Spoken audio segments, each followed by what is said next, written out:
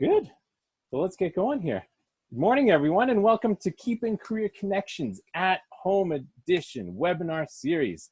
My name is Michael Manzano with Career Connection at Bow Valley College, and it's great that you can join us today on another wonderful social distancing day. So we are truly glad that you can all be here with us today.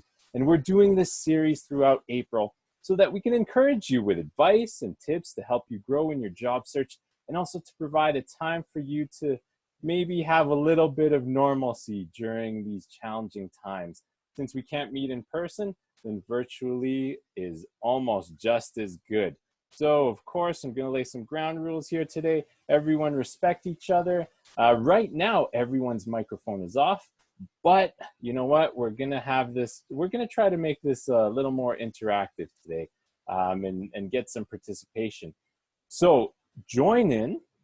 I mean, you can turn off your mic if you like, or you can keep it on if you do have a question. And also use that chat box that we've been testing. All right? Have some fun. I mean, we're here to relax. We're here to hang out. We're here to learn stuff. So you know what? Let's enjoy it while we're here together.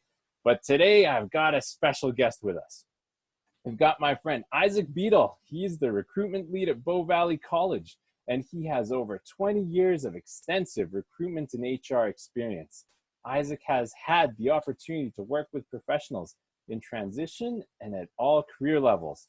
He's interviewed in excess of 5,000 individuals in his career.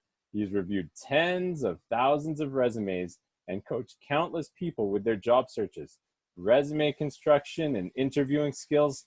So this guy knows his stuff. I mean, those numbers, that's almost Michael Jordan level there, Isaac. Yeah. That's amazing. You're old. Wow. Okay. So Isaac, why don't you answer this question for us? Or how long do you take to look at a resume? Yeah, and thank you, Michael. And that is actually a great lead-in question because so much hinges upon it. You have very little time, in the best of times, to have your resume catch the eye of a recruiter or a hiring manager. The initial guess that I see one person, it was Mary Song, 7 seconds. Believe it or not, I agree that is about what you need to plan for. Now, I should clarify, that doesn't mean that your resume will only get looked at for 7 seconds. Far from it. But when the initial stage of any recruitment process is going on, the initial screening, let's say, for example, there's 200 applications for one job, which is not unusual. You don't have much more than that to catch the eye for someone to say, okay, let's put this person on the short list. So that's later. If you're on a short list, you'll get that longer look later.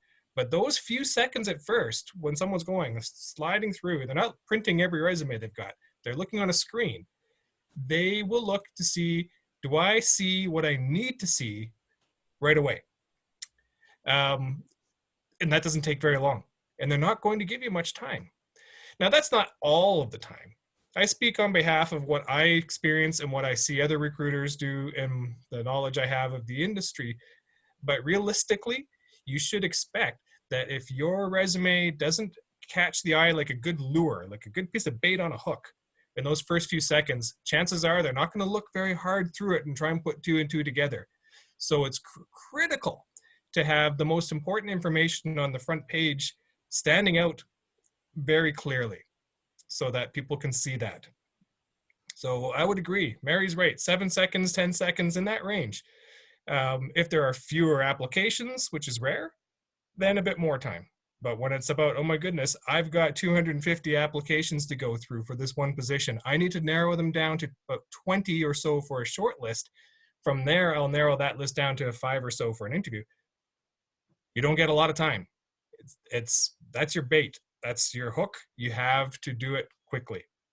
We're going to talk about that. And I'm hoping that today we can actually share thoughts and ideas too. Like Michael said, this is meant to be a conversation, interactive, where I'm here to answer questions and provide information, share some of my experience with you. But I also want to hear from you guys too. Okay, back to Michael for... Yeah, perfect. Hey, thanks a lot, Isaac. So why don't we jump into it? Let's do You can it. show us how we can make our resume stand out today, Isaac. It's I all will. yours. So I'm going to open up my little slideshow that I've got here. I'll be jumping back and forth from this. So to begin with, I'm not going to talk about myself. Michael already did a really nice job of introducing me. I do have lots of experience. It did make me feel very old. Thank you. But what we want to talk about today is a few things, and I mean talk about. First of all, what goes in a resume? How to prepare it. We're going to talk about cover letters because they are important. And my own sort of interpretations of do's and do not. Okay. So before I even get rolling here, I see there's a lot of muted microphones, but I'd like to just hear from people.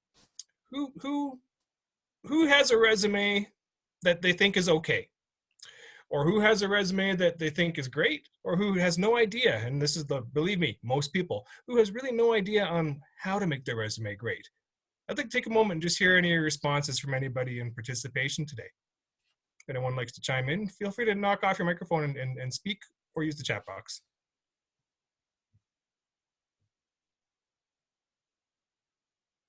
Crickets out there. Oh, someone's coming in. Yeah, I mean, why don't I jump in here? Let's start off. I think my resume is okay. I mean, it's not perfect, but I do use something with more of my accomplishments in it, and then that's what I put a little bit more in my resume, and that's what I highlight. Sure. Okay. Anybody else want to throw their thought in there? If not, that's okay. There's plenty of topics to cover here still, but just a quick kind of a survey there. All right. The fact of the matter is there is no such thing as a perfect resume. There isn't. The reason being that if you were to ask 10 different people what they think a resume should look like, and I mean 10 people who are the hiring managers, who are the decision makers, who are the ones who decide, okay, I gave that resume 7 seconds and it's on my short list. If you ask all of those people what they think a perfect resume should have, you're going to probably get 10 different answers. Some people like the long ones. Some people like the one-page summary. Others like the ones that look pretty. All kinds of different opinions, and that they're just that. They're opinions, therefore they're subjective. What a resume should be, though, is effective. And it should be something that appeals to the widest audience. And how do you do that? Well, for one, Michael talked about highlighting his accomplishments, and that's very relevant. And that's something that is a good selling feature. But really, it's also about connecting the dots. Does your resume show your relevance, your ability to do the job that you've applied for? And should your resume be customized for things? Absolutely. But does it resonate? Does it reflect well with what you've applied with compared to the job description, compared to what you know about the company? It's not always about your experience. It's more even about what you can do. I mean, I personally have hired a lot of people, well over 1,000. I'm pretty sure that 100% of them I've hired to work in the future, not in the past. So what I'm looking for is not just what you have done, although it's relevant, but also what you can do, because that's what's for sale. Your capabilities, your competencies, and we're going to talk about that a little bit further down the line here. But more than anything, it's, first of all, getting through that first hump, because this is the most important part of any job search. Getting to that short list, getting later to the interview stage, which we'll talk about at another time. So your resume is your only tool for that, pretty much. How are you going to do it? Well, let's talk about that.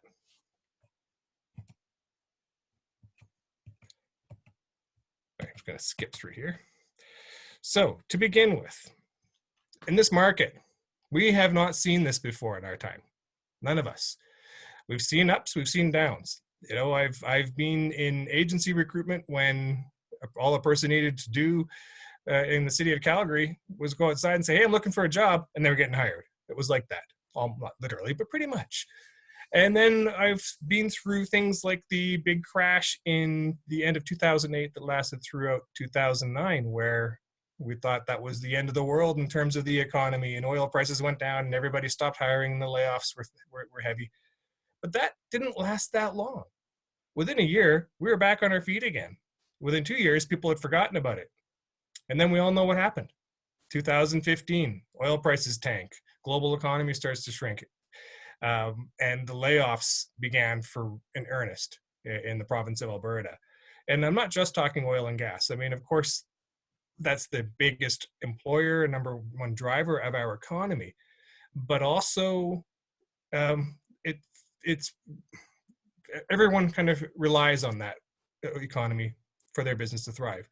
So I don't know what the final total was, or the actual total, I should say, of jobs that were lost between, say, 2015 through 2018 and 19, but it was in the hundreds of thousands in Alberta. Kind of started reinventing ourselves, and then this happens. Double whammy. Global pandemic, the likes of which we've never seen, and oil prices have gone absolutely into oblivion. At one point on Friday, I understand they were trading below $0 a barrel. How that happens, I don't know. Regardless, it doesn't mean it's the end of the world for jobs. It doesn't mean that we're never going to get hired. In fact, there's opportunities. I was just speaking with Michael before we started this group conversation, and I was really encouraged by the fact that I've had several people in the past week contact me for some assistance to prepare for their interviews. When they thought that they were not going to get an interview, they thought, this is it. I've been laid off, or I'm out of work, or I have been out of work for a while.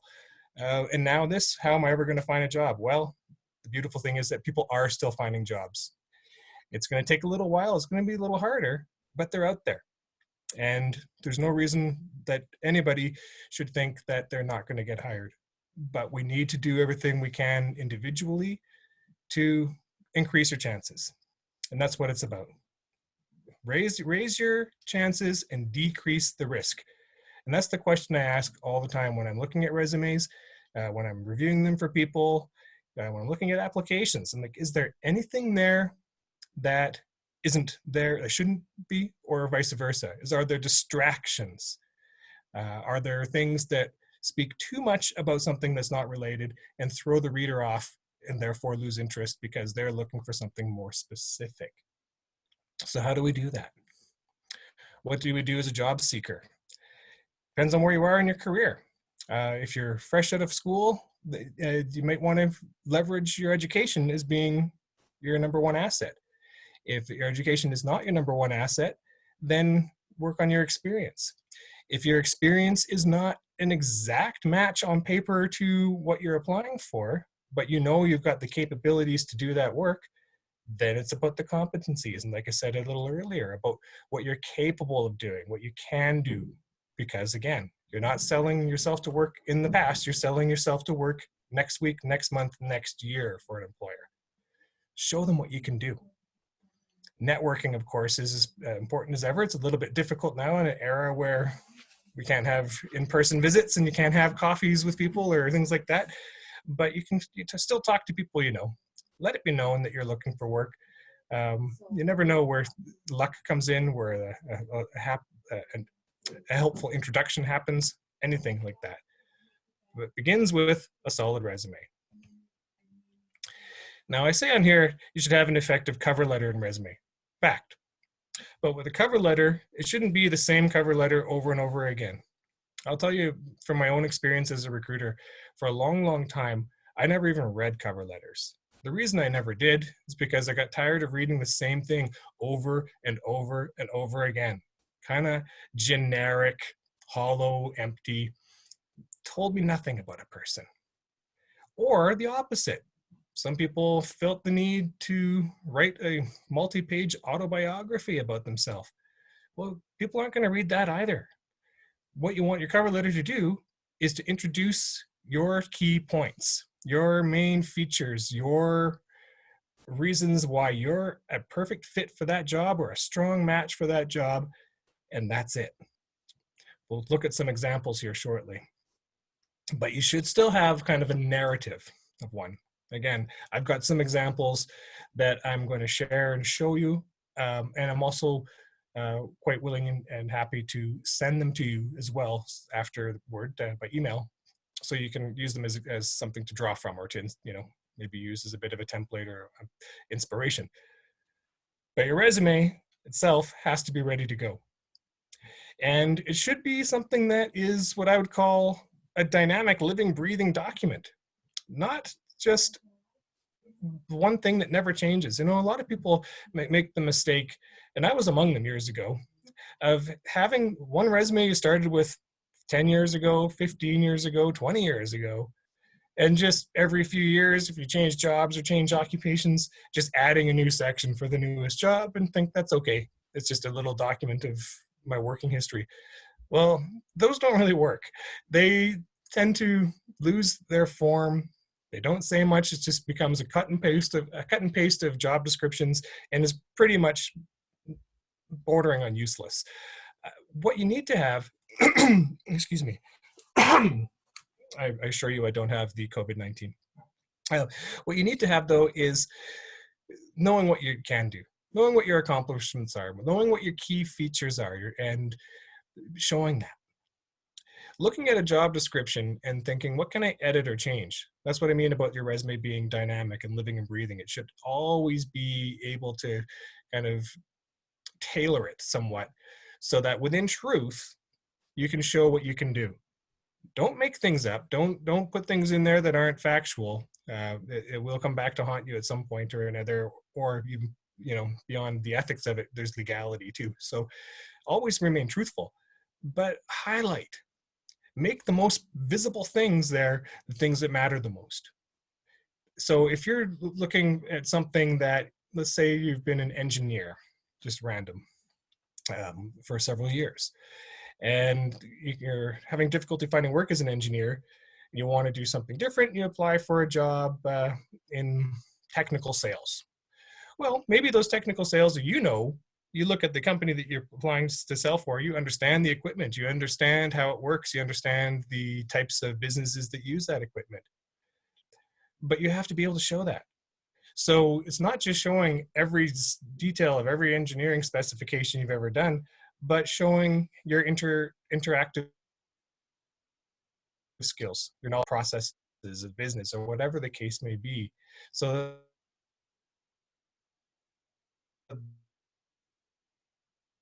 that becomes the primers.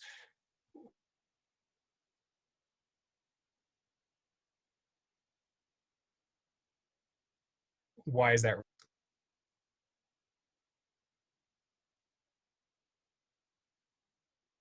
Because that's what virtual networking can be done using LinkedIn. I imagine many of you would probably have a LinkedIn account. It is a really good tool. I could talk about LinkedIn for the next 4 hours, but that's not what you're here for today. But it is there for a reason. LinkedIn is for networking. It is for learning. Who are the right people in the right places? Can you get introduced, et cetera, et cetera? And can you put your best foot forward there? Like if you have a LinkedIn profile, long story short, it should be reflective of who you want the job market to see you as, not just who you are as a person. That's what Facebook's for. LinkedIn is for business, plain and simple, and it's a great tool. Knowing how to interview, we're not going to get into that today, but we will be having a session.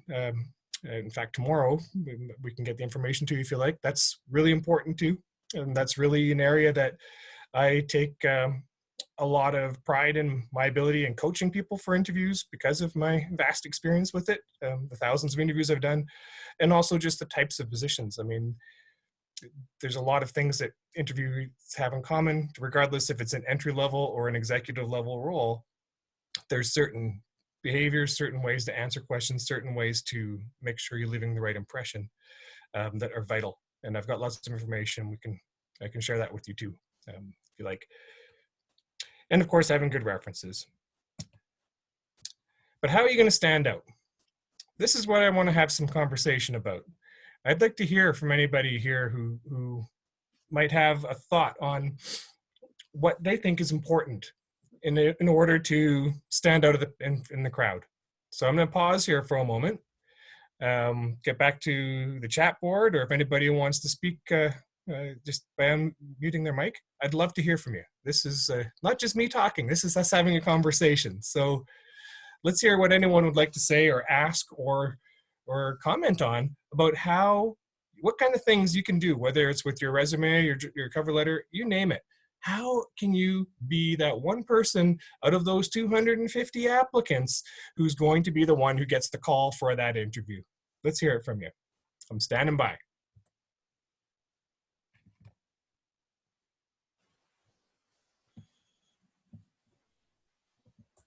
Well, so in the chat box here, we had a little earlier that Caroline put your letter needs to be authentic. Mm-hmm. So, I mean, what do you think is a way to show that authenticity in kind of your cover letter, or in your resume, let's say? Okay, that's a great question from Carolyn. Thank you.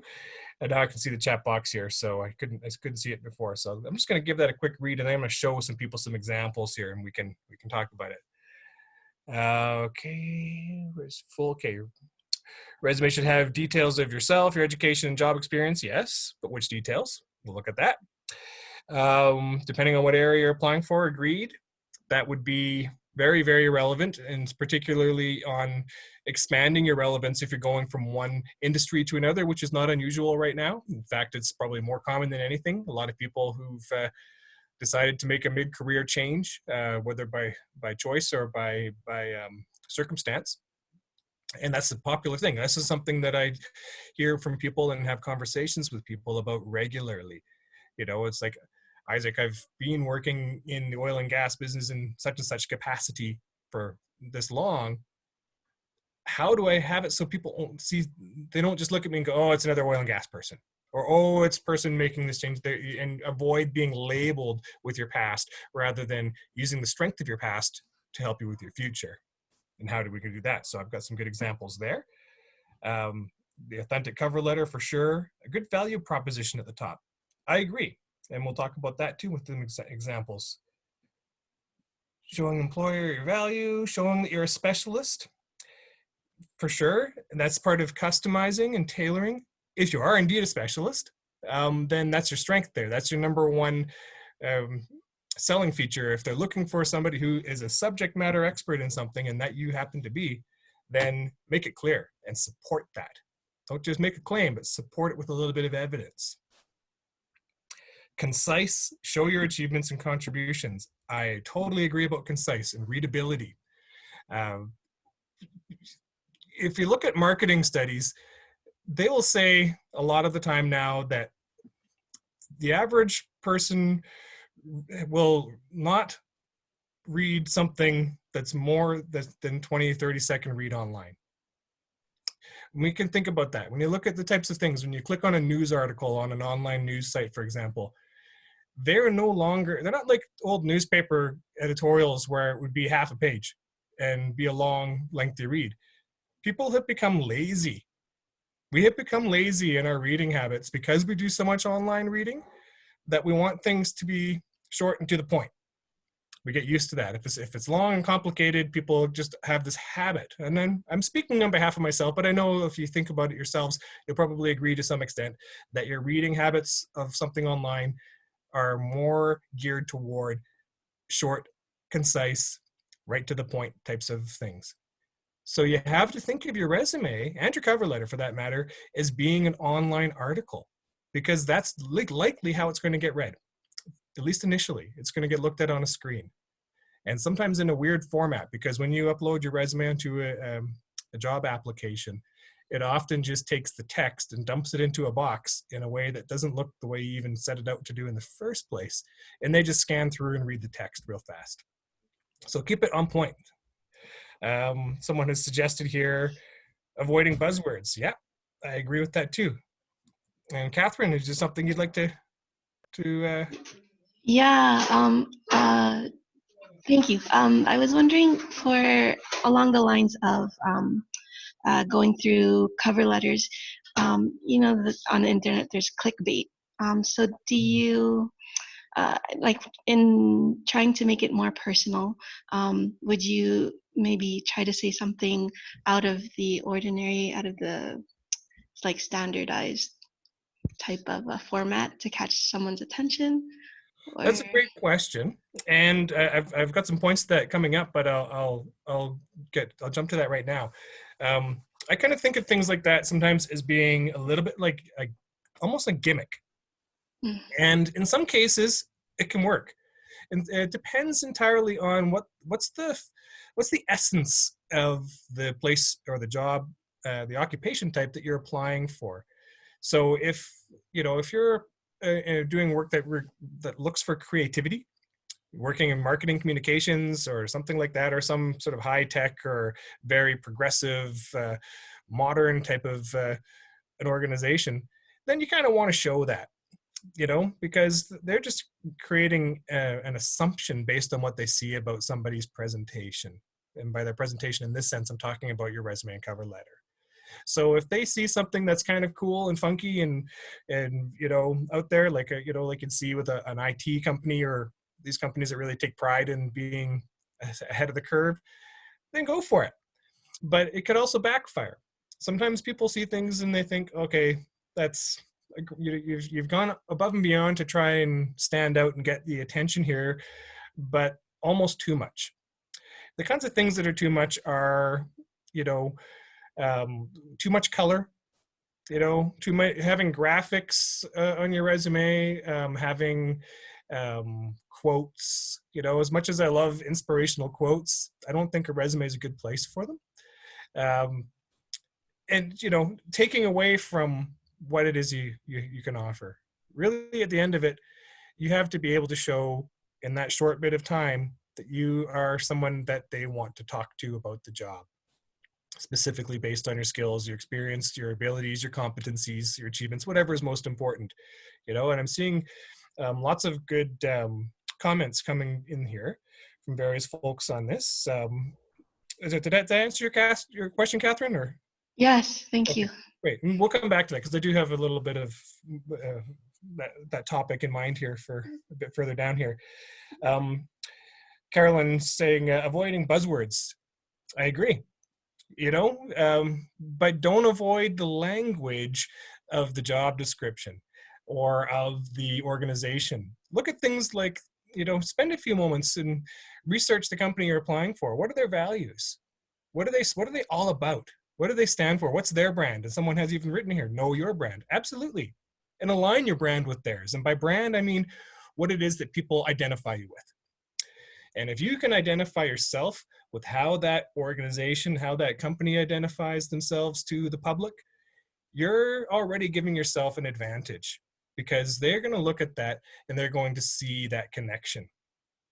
Okay.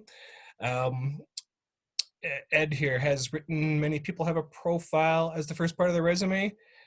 Find it too generic, not based on any presented facts, tends to skip it entirely. And Ed, I agree. However, if you are going to have a profile, then don't make it generic. Make it like an elevator pitch, 1 or 2 short sentences that support what it is that you're doing. Because you're right. If people are likely not going to read even a good one, they're probably going to glaze right over that and get right to the chase on something. However, some will read it, and it doesn't take much to put one in there. So if you have a brief summary that just reinforces that message that you're putting out there, then they're hearing that message one more time. It might be the little, add to it with sticking. Would I say it's of critical importance to have a summary or a personal, professional profile in your resume? No, not at all. But if you are going to have one, make it good.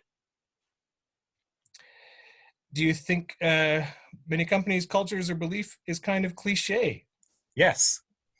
I can look at an organization and look at their industry and pretty much start to guess what their published core values are. Let's hear things like integrity, teamwork, collaboration, community investment. These are very cliche, very common things that often aren't really even stood behind. I think if an organization is branded right and they really have true mission, vision, values, things like that, then you should be able to ask anybody in that organization, hey, what's your company mission? What's your vision? What are your values? And they should proudly tell you what they are. Because if they can't, then it's just a bunch of cliche nonsense on a website and on an HR person's wall and doesn't really mean anything. So if it's real, you'll feel it. If it's not, you'll be able to tell. But if it seems real, if it seems like, hey, these guys really walk the walk, so to speak, using another cliche, then align yourself to that, so long as you can do it in a way that's convincing and honest and factual. Okay. Other questions here. taking into account the keywords in the job description, precisely, the competencies you have to show them. Use the same terminology the company does. Thank you, Maria. I agree with that entirely. And in fact, you know, there's different ways of approaching the keyword concept. I think it's important to have them in there in a visible but not overly done way. Sometimes people will try to manipulate an applicant tracking system, an ATS, which is the type of database that most companies use to post and collect in their job their job searches. So they've used it to post, they use it to gather resumes. And there's a bit of a common misconception that if you have more keywords in there, you're going to score higher if they're rating or ranking it, or if it's being scored by the computer system before a human being. And that's not exactly true. What you might find is that there could be certain things that are put in for higher relevancy, but I see all the time, and I've been in recruitment for ages, and I've seen so many times where it's really obvious that somebody has tried to kind of beat the system at its own game by littering as many of the keywords that they see in there as possible, to the point where it's overkill, to the point where it actually washes out their message. Or people saying, oh, here's a trick, take all the keywords and write them in white font over white parts of your page in great numbers, because it'll score you higher. That backfires too, because what can happen is the ATS doesn't recognize font color. So you end up sending something that is covered in text with the same word over and over and over and over again. I have seen that many times too. So, I debunk that theory. But I think it's very important still, like Maria has said too, to make sure you're using the same language. Don't use synonyms. They're looking for key things there. Nothing beats a human eye on a resume. An applicant tracking system is not a substitute for a person when it comes to shortlisting. So speaking from myself, sorry, I'm getting a little low here. Speaking from myself, I will actually have a job description open beside me of what I'm looking for at that time. And I get very focused on certain parts of that. So I'm scanning very quickly, looking for similarities, looking for whatever attribute, competency, skill, experience, whatever it might be, when I'm shortlisting. So if people use the same language that they see in that job description rather than similar language, they're going to be way better off, way better off. Okay, so maybe we'll have a quick look at some examples here. Let me see what I've got open here. And we can just kind of pick them apart. So these are resumes that I've done for folks over time, or help people with. I've just taken names off for, of course, people's privacy, but just to give some ideas of different ways to make yours look good. Again, people are going to have their own opinions. People are going to have their own ideals, and everyone's right. But the thing I want to illustrate here, and anybody wants to send their email addresses, I'll be happy to send examples as well as my slides to you, is that these kind of have the tendency to look a little different. So let's look at this one, for example. Starting with having the cover letter and the resume as one single document. Sometimes people say, well, why would you do that? They said they want the cover letter in a separate submission. Sure, go ahead and break the cover letter off and put it in that separate submission then. But if you have it as the same document as your resume, in the same font and in format, so that it doesn't look like it was written by two different people at two different times, there's a greater chance that they're going to read that. And I would say from what I've seen in the last 2-3 years, that's become really the norm. I'd say more people than not will include their cover letter almost as page one of their resume, because it just gives it that much more likelihood to be read. And like I said a few minutes ago about having a profile summary or professional summary or whatnot, it's fine to have one. Probably won't get read, but if you're going to use that space, then that space should be used for something useful. So it should say something that's not generic, but actually just sends your message out there one more time, one more way. So beginning with, I am a big fan of headlines. I think a headline is a great way to make that first impression pop. So if this person, in this case, was applying for an office admin position, then let's have that right there. So immediately they're connecting your name with that job title or that occupation or that skill set. You can put pretty much anything there, but you want something that actually is relevant, because first, that's the very first thing they're going to see. You want to format it like a proper letter, but I'm going to scroll down quick and then I'll come back again. When people look at a letter like this, what are they going to look at really? Where's their attention going to actually be drawn? Right here, this section. This is an opportunity to really hammer home what makes you a good fit for that job. Whether it's specific experience that you want to highlight, that's exactly what they're looking for, whether it's the competencies that are listed that they're after, whether it's what you can relate in terms of relevance and transferability, that is your opportunity here. Now, I'm going back to the top again here. In a perfect world, I'd like to have the name of the hiring manager as the addressee. Not always possible.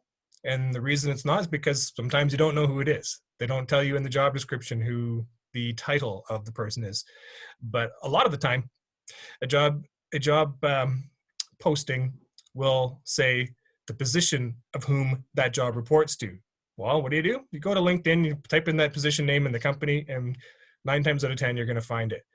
Then I would put the person's name there rather than just human resources or hiring manager or whatever random non-personalized approach. But if you can actually put the person's name and title there, people are way, way more likely to read something if they see their name on it, if they feel that connection to it. You also want to make sure that you're mentioning the right place. You're actually referring to the company, referring to the job you're applying to. Easy to do, but this is where people mess up a lot when they're recycling their cover letters. They don't look through it closely enough and they forget to update it to the current job that they're applying for or the current position. And that becomes then the first thing that we see. The first impression then is what? Okay, poor attention to detail, rushed, sloppy, whatever. There could be a number of things, none of which are positive. So it's very important to watch those details and make sure that you haven't forgotten to change the name of the company it's going to, the title of the company it's going to. Proofreading at all stages of your job application is really, really critical, but particularly when it comes to the first thing people are going to see. Now, I know when I write something that I could proofread it 2 or 3 times over and still miss my mistake. And it could be a blatant one. That's just the way humans are. We tend to only see what we're looking for. So it's never a bad idea to have somebody give it a second look, Send it to a friend or someone you trust and say, does this look right to you? And if there's a mistake, they'll probably catch it. I've got a lot of stories of things that I could share with you, but we have limited time. I won't. But long story short is I've really screwed up on some things I haven't proofread properly to the point where it was very embarrassing and totally avoidable. But anyway, let's get back to this cover letter. So, excuse me. Now, you'll notice one thing. I said earlier, I'm not a big fan of gimmicks. And then it's like, well, Isaac, how come you've got then a picture of this logo here of the company that this is being sent to? Well, quite plain and simple, because I can. Because there's no reason, there's no copyright rules or misrepresentation of using the logo of an organization in a document that you're sending to them. It sounds weird, but believe me, it makes a difference. And I have never heard of anybody taking offense to it before. What it does do is it makes you stand out. What it does do is make them get the impression that this is not just job application number 44 out of 63 that you sent that day. Maybe it is, but they don't know that because they see somebody who's showing them, hey, I really want to work in this position for this company, and I'm aligning myself with that. Anybody who's ever been on the client side of a presentation, excuse me, of a business-to-business arrangement, where they come to your company and they throw up their PowerPoint slideshow extolling the virtues of their company. We'll have seen before when they put in their opening slide their company logo as a service provider right next to your company logo as a potential client. That's sort of the impetus of why I think this works. It's a very simple thing to do, but it just is one more way to stand out, and I think very low risk. If there's comments coming up on that, I can't see the comments right now, but I'll come back to the comments before we wrap up for sure. So back to it. We look through just a few highlights here, some of which can be repeated in the resume. That's fine. Repetition is not a problem when it comes to selling yourself. Like they say in advertising, you need to see the same commercial 6 times before you remember the product. But having a section here, and this I offer part here as an example, a million different ways to lay this out, being here's kind of what I have. Here's who I am. Here's what I bring. That's what they're going to read. Not a lot of added fluff, not a lot of, language that people don't use. That was, I had said earlier, I stopped reading cover letters for a long time because it was just so repetitious. And also because people would speak in ways that nobody speaks. They'd use language and formalities that just are never, ever used in any context. So keep it simple. Keep it short and sweet. Keep it easy to read. Keep that point in mind too. Easy to read. 7 seconds. What do I learn in 7 seconds? You can learn quite a bit, enough to be interested. Continuing on to the resume. This one does have a summary on it, but it just kind of backs up and repeats what was said before, and it doesn't take up a lot of space. And when I talk about space being important, I mean it. Space, if you have something on this resume that doesn't offer value, that doesn't increase your chances of getting the job, or that distracts the reader from what you want them or need them to know about you, then it doesn't need to be there. Minimal information and contact. I don't believe for any reason that we need to use our full mailing addresses anymore. A lot of reasons for that. Number 1, takes up space. Number 2, your personal privacy. Number 3, who's going to mail anything? Nobody. It's just not happening. Nothing's going in the mail, but you want them to know, yes, that you are in Calgary or whatever city you might be in. You want your phone number, of course, and you want to make sure that your email address is there. That's about all of the contact information that you need to put in there. You can put a link to your LinkedIn profile as well. A lot of people do that too. Save them the trip, because most employers now will, at some point in the process, check that out and cross-reference your LinkedIn profile if you have one to your resume to make sure that there's not some big disparaging difference there. So it's important that if you do have a profile, that it does match the resume to, at least majority of the extent, particularly when it comes to duration of employment and position titles, because that's where people tend to have a gap. And sometimes like, hey, your resume says you worked in this place from 2012 to 2016, but your LinkedIn profile says you worked there from 2014 to 2015. One of these isn't true. Again, not a good impression, probably out of the contest at that point. Now, back to the resume. In this case, for this type of position, the skills and competencies are very, very important. So we looked at what are they looking for in that job, and what do they need to know about a person. Not in great detail. This is an admin resume. Didn't go into extensive detail on it, but you can see just having it really clear. Okay, I can look really quickly and see, okay, yes, this person has what I'm looking for. They've got SharePoint and they've worked in calendars and various other things that are on the job description. Boom. Okay, I'm already interested. Having a section of career highlights is one way of laying it out. Again, I'll send you all copies of these if you want. I've got all kinds here. Any training, education, depending on what your selling point is. If your stronger suit is your training and education and your experience is secondary, then make the training and education more visible. If your experience is far more of a selling feature than your education, then make that the most visible part. And then carrying on, having your employment history here. Now, you can have any number of bullet points behind each job description. I don't like to see too many, but it becomes difficult for a lot of people because I don't want to leave this out or I don't want to leave that out.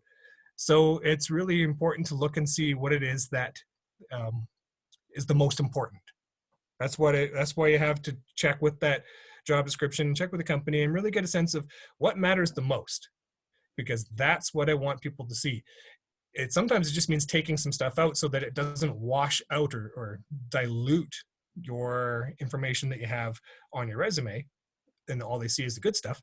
Other times it's taking something that was maybe kind of minimally suggested and expanding on that a little bit more so that they see that as being a more dominant feature and carrying on. Okay, I'm gonna close this one out if I can. Bear with me here, I've not used this tool before. Okay, so quickly back to questions here, and we'll go here, see what we've got before we carry on. We've got a little bit more time. Sharing cover letter, okay. See a lot of requests coming in for some samples and templates. Absolutely, folks.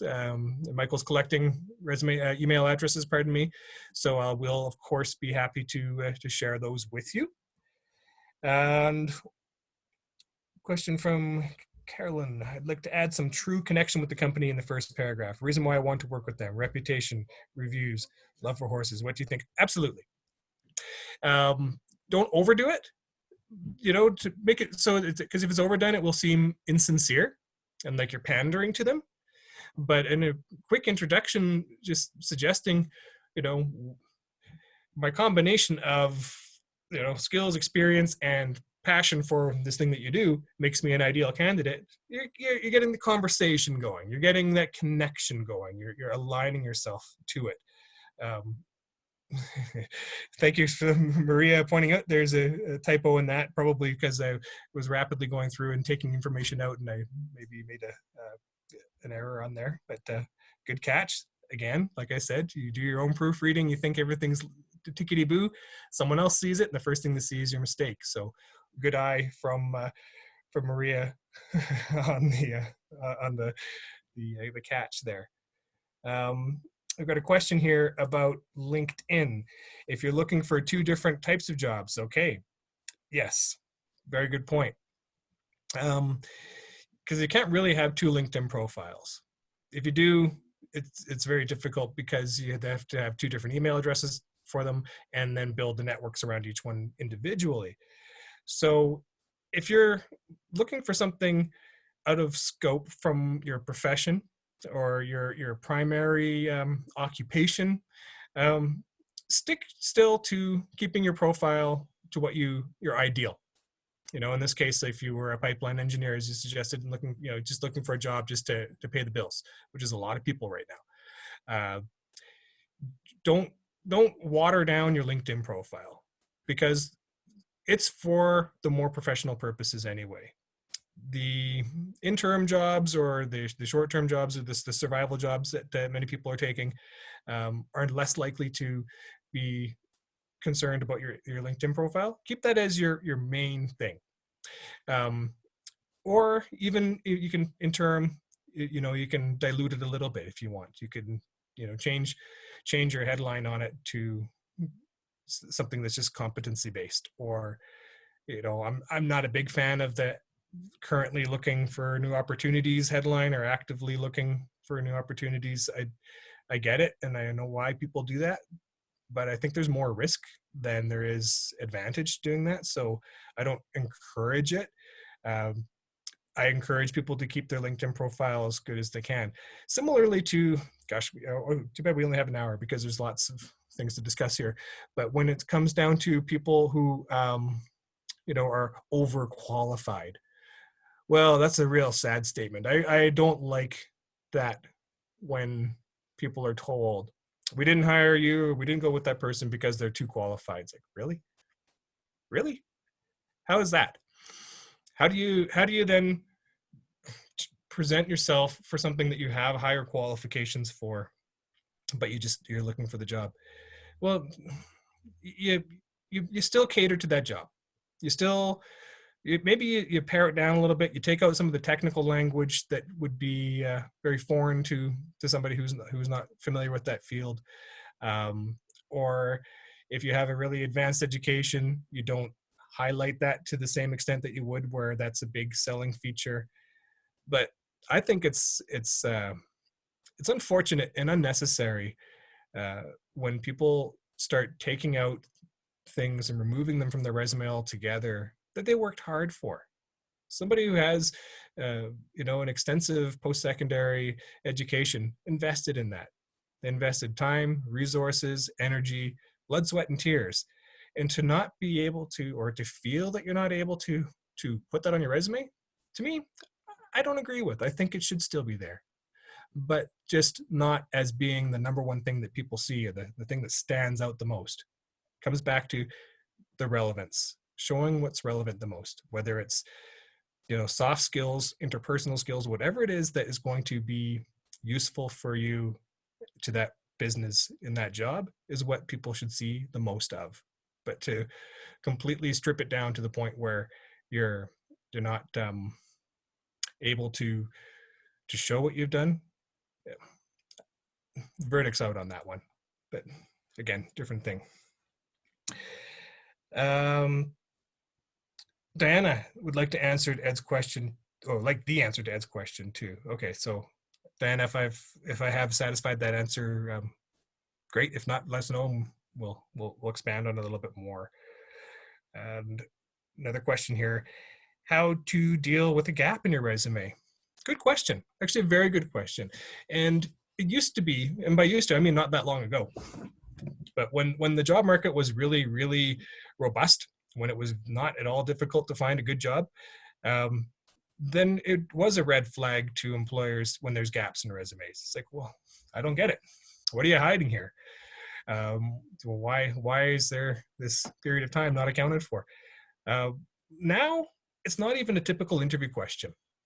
Interviews have changed. It's not just like walk us through your resume and explain why you left each place. Those are useless. But people have just grown accustomed to people having gaps because of the insecurity of the job market in the last few years, or career transition time, or immigration. Like a lot of time it was people have a gap mostly because they had moved from one country to another, from overseas to Canada as a good example. Or it could be childcare, or it could be elder care, or it could be all kinds of things. And I've long since abandoned asking people about gaps in their resume, unless it's a lot of them. Then you get a little bit curious. But because often it's a difficult or it's an emotional question in an interview. Sometimes, people have had to take care of a terminally ill loved one or something like that, and that makes the interview very emotional all of a sudden. However, if there is a substantial gap in your resume, but there's something you want to have in there, but it's like, okay, well, that was 10 years ago, but then there's a 4-year period of time where there's nothing relevant, or I wasn't working in a job that pays money before it carries on, then a very minimal entry onto the resume showing, like, let's just say, using for a classic example, childcare, family care, raising kids, to just have that in there as, 2016 to 2018, family manager, something kind of, lighten it up a little bit. You don't want to open it up too much to personal information though either. You don't want people to make hiring or interview selection decisions based on a person's family status. Number one, it's illegal. It's a human rights issue. But you also don't want to have them have assumptions like, what are you hiding from me there? Did you get fired from somewhere? Or did you, there's always that mystery, but it's a bit tough. Question here: many jobs require years of experience. I don't have this experience. How do you sell yourself to them? What can you do? How do you sell your knowledge, not your experience? By putting that as prominently in there. If it says must have, then usually it means must have. But when it's an asset or desired or language like that in a job description, that gives you some room to play with. That gives you some opportunity to work around that a little bit. So just put the emphasis in highlighting what you can do as best you can, particularly in a cover letter. That's your best opportunity to do that. And then having in your just shown proven competencies and areas, technical expertise and things like that, those exact things, so long as you feel confident that you have that ability. There are some bad employers out there. How do you address the issue that you left because of abuse, harassment, stuff like that? Okay, that's common. That's more of an interview situation, because in a resume you don't usually want to give reasons for leaving.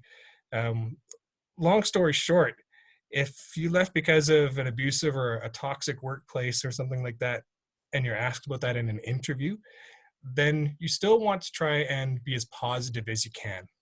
You don't want to start into going down that rabbit hole of, oh, well, management was awful, or oh, they treated me badly, or anything. And for a lot of reasons. Number one, you don't want to give negative impressions, but just as important, you don't want to put yourself back into that emotional space that connects you with bad feelings you had from that departure.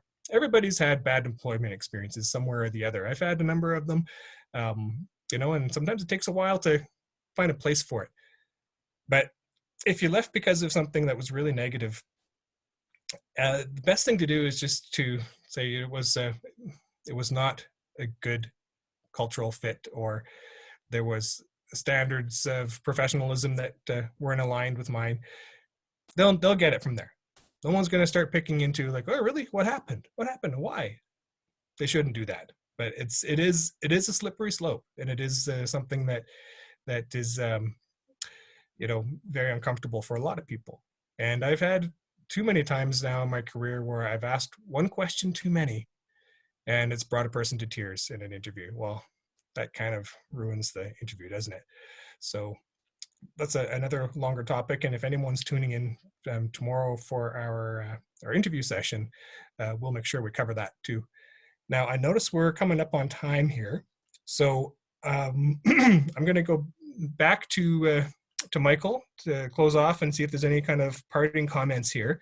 But I can just finish by saying, first of all, thank you very much for tuning in today and for your great questions. I will be sending this information both in the PowerPoint slides that we barely scratched the surface on, and some good examples of resumes and cover letters and things like that to anybody who has requested it. I'll send it to you by email, and I'll be happy to be contacted one-on-one if you have any questions following that. So thank you very much, folks. Really appreciate your interest, and I'll hand it back to Michael. All right, Isaac. Hey, thank you so much. That was awesome. And there were lots and lots of amazing tips, lots of amazing tricks that you told us about. But I mean, you even mentioned it. You could spend all day talking about resumes and going over all the little details and the nitty-gritty things to make the perfect resume. But this is just a crash course. I've got all of those emails that people have sent me. If you haven't sent your email to me yet privately, then definitely put it in the chat box and I'll write it down. I've been writing down everyone's emails. So before you leave today, then pop in your email, send it to me, and then I'll make sure that it gets to Isaac. But if you do need that extra kind of career coaching, you need somebody else to help you out with your resume. I mean, we are a free service here at Career Connection, and then we are still taking clients, even during all this stuff that's happening.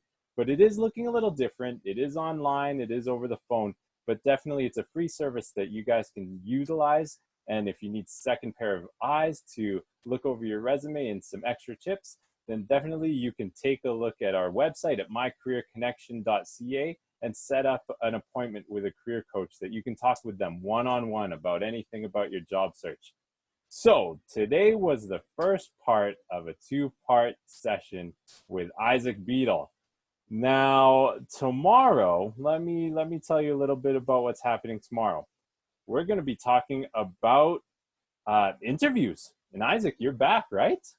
Now, you're bringing your experience of interviewing over 5,000 individuals. I'm back. To help you upgrade your interview skills. So now, Isaac, let's give him a little bit of a teaser of what might be happening tomorrow. So why don't you tell us what is the most challenging question in an interview?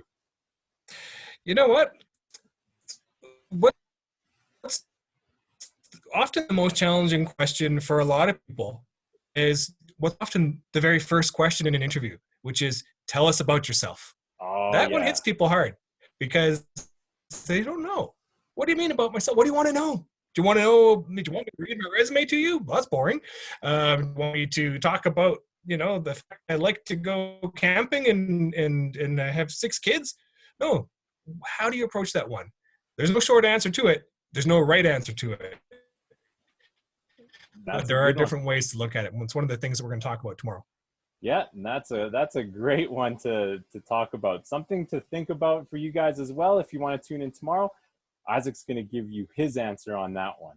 But just quickly, job searching, it can definitely be difficult these days, and we want to help you stand out in your job search. And that's why throughout April, we're having these webinars so that you can grow those skills and that you can learn and understand the challenging job market these days. So you never know what kinds of ideas and information will click with you, and you can take that to a new level with your job search. Now, here's the thing. Now, these days, it can be easy to continually read about all those things that it's happening in the news and just shake your head and get even more frustrated. But we want you to spend this time with us, not just so that you can get those skills, but also just to encourage you somehow, and to let you know that you're not alone in this. So you can check out our list of events on our website, mycareerconnection.ca/events. And one more thing, Isaac mentioned that there are still jobs out there and that people are hiring. So I want to put this date in your calendar. May 7th, Career Boost 2020 is coming. And we put together a group of some companies and organizations that are still hiring. And the amazing thing is that this time it's going to be online. So we can, stay with social distancing. So take these tips that Isaac told us about today and have your resume ready. But I guess, Isaac, thank you so much for being with us today. We're going to see you again tomorrow. So tune in tomorrow. You'll get the link in your email. If you haven't registered for that one yet, then look on our website again, and then you can register for that one. Or there's a link that you can register for that. My name is Michael Manzano. I'm with Career Connection at Bow Valley College. And everybody, stay safe, stay sane. You know what? We'll get through this all together. All right, you have a great day, everyone. You take care. We'll see you. Thanks, everybody.